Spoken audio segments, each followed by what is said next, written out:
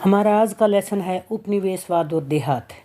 इस लेसन में हम औपनिवेशिक शासनकाल की भू राजस्व प्रणाली के बारे में जानेंगे। हुई थी 1865 ईस्वी में अंग्रेजों ने क्या किया था कि बंगाल, बिहार, उड़ीसा 3 प्रांतों की दीवानी प्राप्त कर ली थी। दीवानी का मतलब होता है भू राजस्व वसूल करने का अधिकार किए थे।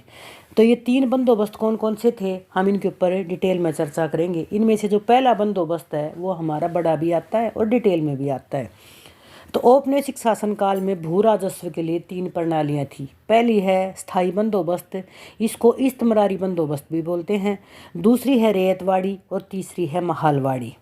तो पहले हेडिंग डलेगा या पहला प्रश्न बनेगा स्थायी बंदोबस्त। स्थायी बंदोबस्त, इसको इस्तमरारी बंदोबस्त भी कहा जाता है। यह बंदोबस्त 1793 में लॉर्ड कॉर्नवालिस ने शुरू किया था। इसके अनुसार क्या किया गया था, 3 प्रांतों की भूमि की पैमाइश करवाई थी, बंगाल, बिहार और उड़ीसा। इन 3 प्रांतों की भूमि की पैमाइश करवा के ने किसानों से जमीन लेके जमींदारों को मालिक बना दिया था। एक नंबर का आ जाए कि स्थायी बंदोबस्त के अनुसार जमीन के मालिक कौन होते थे, तो आपने बताना है जमींदार। किसान ने भूमिहीन कर दिए थे और जमींदार 93 में बंगाल, बिहार, उड़ीसा 3 प्रांतों में लॉर्ड कॉर्नवालिस ने शुरू की थी। उसने तीनों प्रांतों की भूमि की पैमाइश करवा के भूमि जमींदारों को सौंप दी थी 10 वर्ष के लिए और भूमि कर कर दिया था निर्धारित। भूमि कर कितना निर्धारित किया था, 10/11 भाग।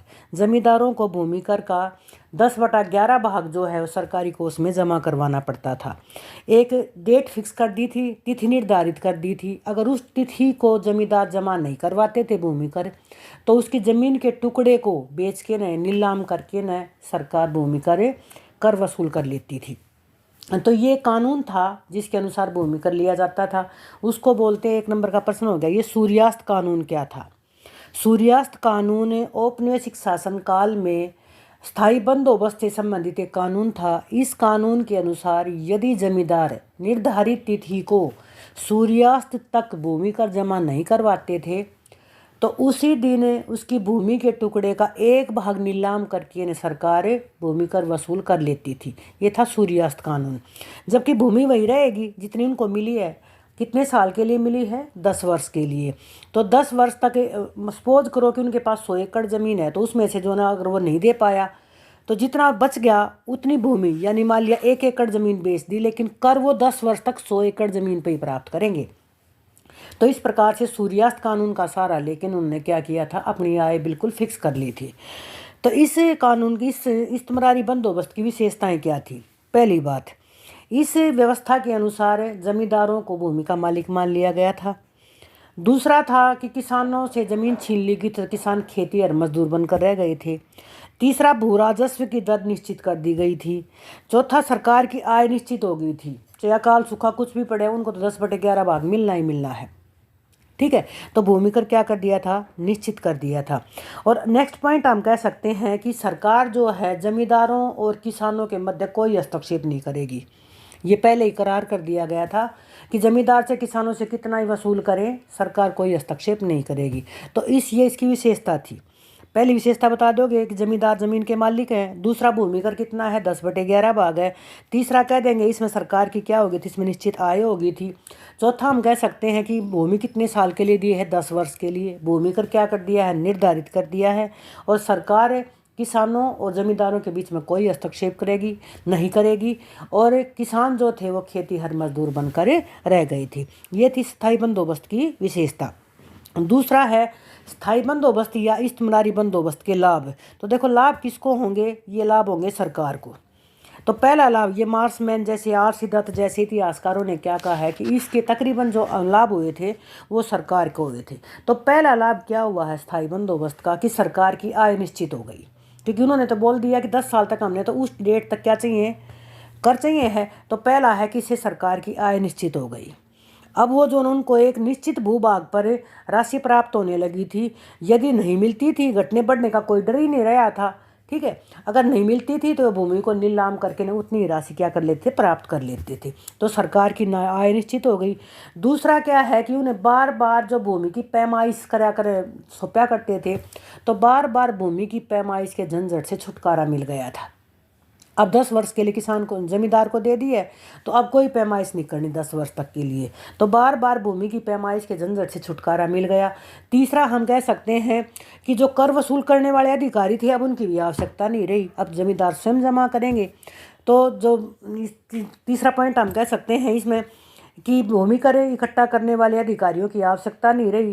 चौथा पॉइंट हम कह सकते हैं कि अब उन्हें जो है भूमि कर की कोई चिंता नहीं रही, तो वे प्रशासनिक कार्यों की तरफ ज़्यादा ध्यान देने लगे थे। और नेक्स्ट पॉइंट हम कह सकते हैं कि इसके कारण कृषि का भी विकास हुआ था। क्यों हुआ था? क्योंकि ज़मींदारों को ज़मीन 10 वर्ष के लिए मिल रही है और कर निश्चित हो रहा है, तो वो जितना चाहे उस ज़मीन पर उगा सकते हैं, है ना, ज़्यादा प्राप्त कर सकते हैं उससे। तो उन्होंने कृषि की तरफ विशेष ध्यान दिया था। कह सकते हैं एक शक्तिशाली वर्ग जमींदार अंग्रेजों का वफादार बन गया था, जिसने भविष्य में क्रांति को दबाने में अंग्रेजों का साथ दिया था। तो ये तो हो गए इसके लाभ। इसकी हानि भी हुई थी स्थायी बंदोबस्त की। तो एक हानि क्या हुई थी? सबसे बड़ी हानि हुई थी किसानों को। किसानों से ज़मीन छीन ली गई थी, वो खेती हर मजदूर बनकर रह गई थी। दूसरा पॉइंट हम कह सकते हैं कि ज़मींदार किसानों से दो कर वसूल करते थे, एक तो सरकारी कोष में जमा करने के लिए और एक अपने पास रखने के लिए। तो ज़मींदार किसानों का शोषण कर रहे थे, वो उनसे दो कर वसूल कर रहे थे। तीसरी बात, सरकार का और किसानों का सीधा संपर्क टूट गया था, तो अपनी फरियाद भी कहीं नहीं कर सकते थे। और भविष्य में जब संपर्क टूट जाता है तो सहानुभूति भी नहीं रहेगी अंग्रेजों के प्रति। तो सरकार और किसानों का सीधा संपर्क टूट गया था। और नेक्स्ट पॉइंट हम कह सकते हैं कि इसके कारण जो है एक अन्य वर्ग उभर के सामने आया था बंगाल जैसे प्रांतों में, जिसको बोला जाता है जोतदार। एक शक्तिशाली वर्ग जमींदार जो थे, जिसको जोतदार बोलते हैं, वो उभर के सामने आया था, जो तकरीबन उसी गांव से संबंध रखते थे। तो ये इसकी हानि। एक और जमींदारों को भी हानि हुई थी। अब जमींदारों को क्या हानि हुई है? जमींदारों को हानि हुई है कि मान लिया कि उनकी ज़मीन को बेच दिया गया सूर्यास्त कानून का सहारा लेकिन कर वहीं वसूल कर रहे हैं। तो बहुत से जमींदारों ने भविष्य में अपनी ज़मींदारी नीलाम करने या बेचने के लिए बाध्य हो गए थे, और वो भी क्या हो गए थे? खेती हर मजदूर बनकर रह गए थे। तो जमींदारों को भी क्या हुआ था? लॉस हुआ था। तो पहली हानि किसानों को है कि उनका शोषण हो रहा है। दूसरा, खेती और मजदूर बन के रह गए हैं। तीसरा, सरकार का उनका सीधा संपर्क टूट गया है।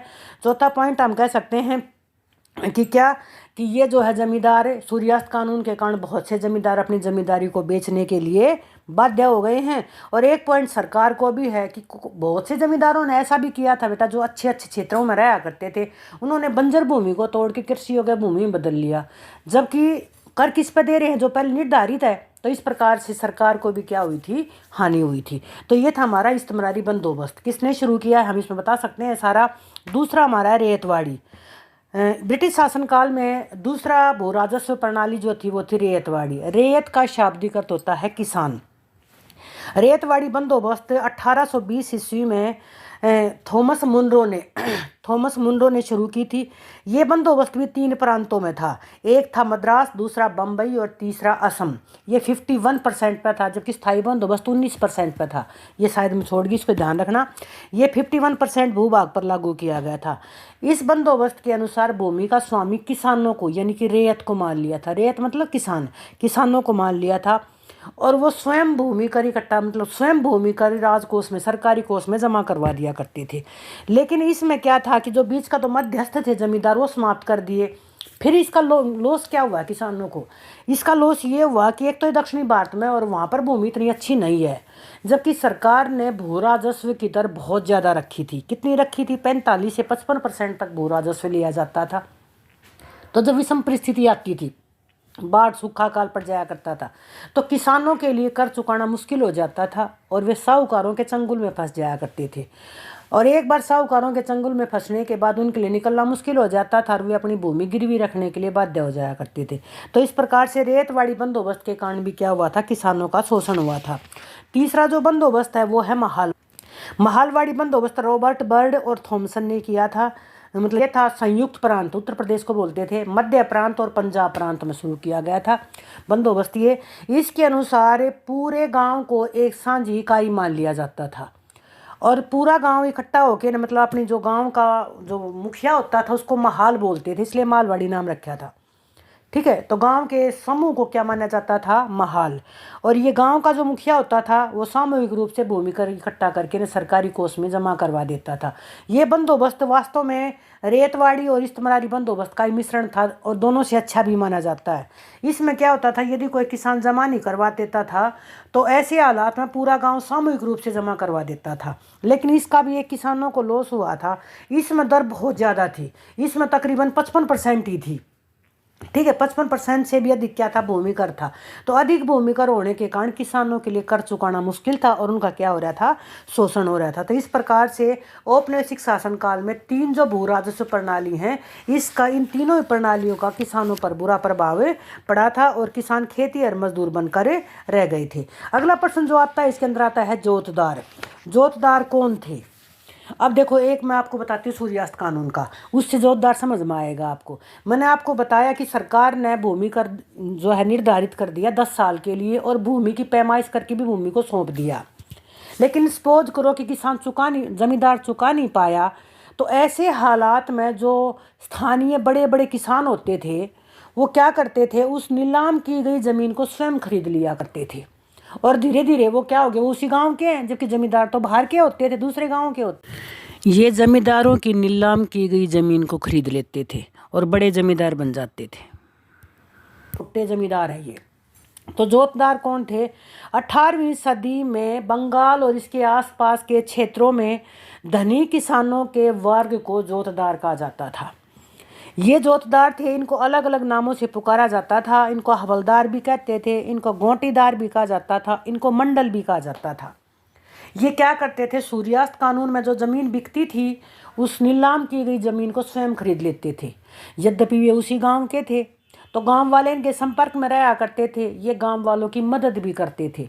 जैसे उनको पैसे की आवश्यकता होती या कोई आवश्यकता हुआ करती थी तो ये किसके पास जाते थे? जोतदारों के पास जाया करते थे। तो गांव वालों का इनका सीधा संपर्क हुआ करता था। कई बार जो अमला कौन हुआ करता था? जो भूमि कर इकट्ठा करने वाला अधिकारी था ना अपने शासनकाल में, उसको अमला बोलते थे। ये 1 नंबर का प्रश्न नोट कर लेना, अमला कौन था। तो ये जो अमला आता था ना, तो उसको ये मार भगा दिया करते थे और कर नहीं देने दिया करते थे। ऐसा क्यों करते थे? ताकि उसकी जमींदार की भूमि नीलाम होगी, ये खरीद सकें।